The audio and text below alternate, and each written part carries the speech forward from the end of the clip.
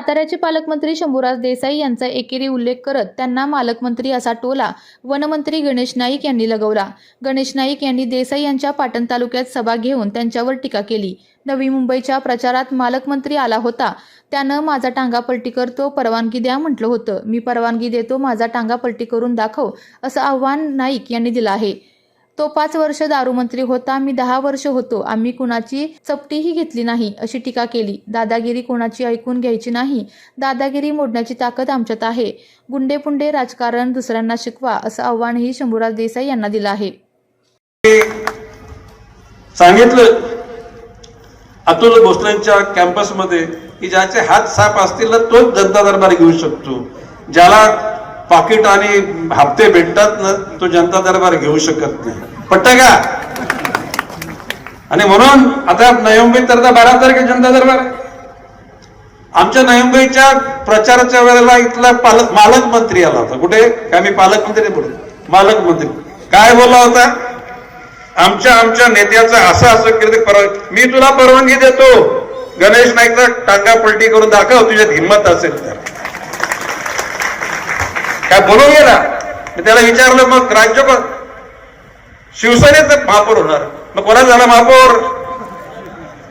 अरे अख्ख्या महाराष्ट्रामध्ये 29 महापालिकांच्या निवडणुका झाल्या, पण निवडणुका जिद्दीच्या आणि एकूण ताकदीच्या झाल्या। नवी मुंबईत सगळे हरामाचे पैसे जनतेने ठोकरले, म्हणून नवी मुंबई जनतेला आम्ही आभार मानलेत। आणि मला माहिती पाटणची जनता सुद्धा स्वाभिमानी आहे, अशा हरामाच्या पैशाला हात लावणार।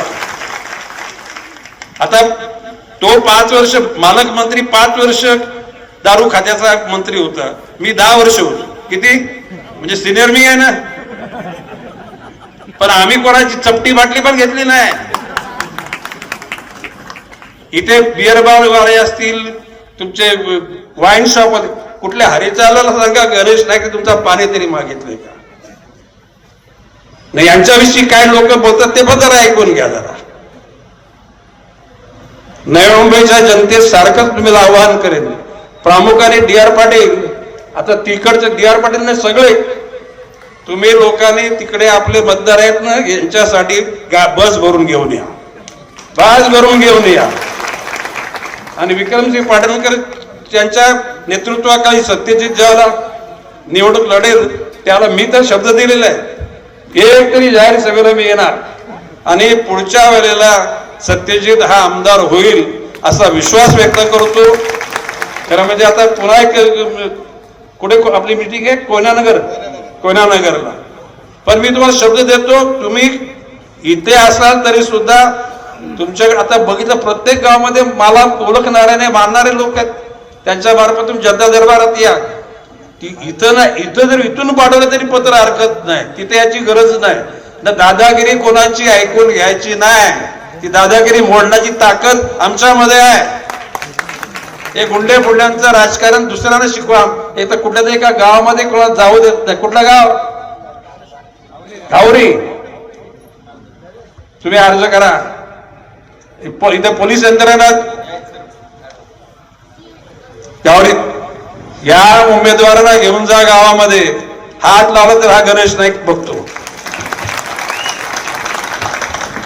त्या मालकमंत्र्यालाच माझं आव्हान आहे की लोकशाहीमध्ये लोकांशी प्रेमानं वाग, मत माग, मोठे व्हा, आमचं म्हणणं नाही, परंतु लोकांची मुस्कटदाबी करून, गुंडागर्दी करून, अरे हा गणेश नाईक कधी कोणाला नाही घाबरला।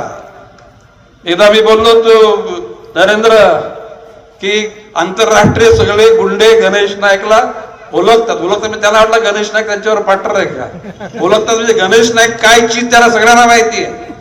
आम्ही गुंडागर्दी केली नाही आणि आम्ही गुंडागर्दी कोणाला करू देत नाही।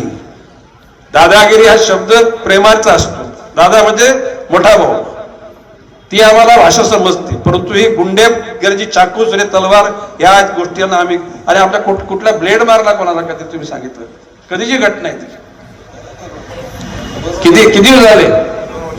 2 वर्षापूर्वी। आता गणेश नाईक बेटने टाचणी लावून बघा म्हटलं, काय बोललो?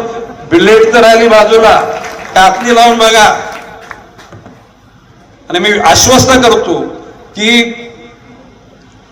इथे आपले जयकुमार गोरे हे पलीकडचे पालकमंत्री साताऱ्याचे, पण ह्या पाटण तालुक्याला गणेश नाईकने दत्तक घेतला. आजपासून मी सांगतो,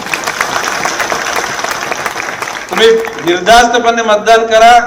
आपल्या ह्या 7 लोकांना तर निवडून द्या, परंतु पाटण तालुक्यामध्ये 8 जिल्हा परिषद आणि 16 पंचायत समिती यांना घवघवीत आणि कमल निशाणी लोकांना सांगायला विसरू नका.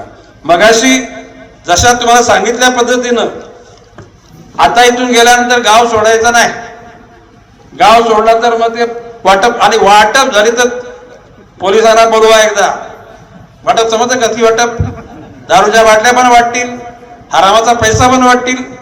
तो पैसा लोक घेणार, पण गोरगरीब बिचारा एखादा मला याची पापाचा पैसा आहे माहित नाही, बिराज बिचारा कधी एखादा हात घालेल.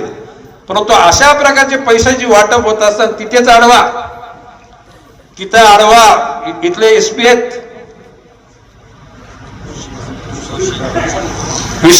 तुषार जोशी, एक 8 दिवसापूर्वी दुसऱ्या प्रकारात माझे बोलणं, मी आज त्यांना जाताना फोन करून सांगतो की कुठल्याही परिस्थितीमध्ये पैशाचं वाटप होता कामा नये. आमच्याकडे हरामाचे पैसे नाहीत म्हणजे आम्ही लोकांना पैसे वाटणार नाही. आम्ही वाटू तर प्रेम वाटू, आणि त्या प्रेमाच्या ताकदीवर निश्चितपणे सातारा जिल्हा परिषदेवर भारतीय जनता पक्षाचं अस्तित्व येणार आहे. ही पंचायत समिती भारतीय जनता पक्षाच्या ताब्यात येणार आहे असा विश्वास व्यक्त करतो. रजा घेतो. जय हिंद, जय महाराष्ट्र. आपल्या तालुक्यातील जिल्ह्यातील बातम्या सर्वप्रथम पाहण्यासाठी आजच सातारा न्यूजला YouTube चॅनलवर सबस्क्राईब करा, लाईक करा, शेअर करा आणि बेल आयकॉन प्रेस करायला विसरू नका.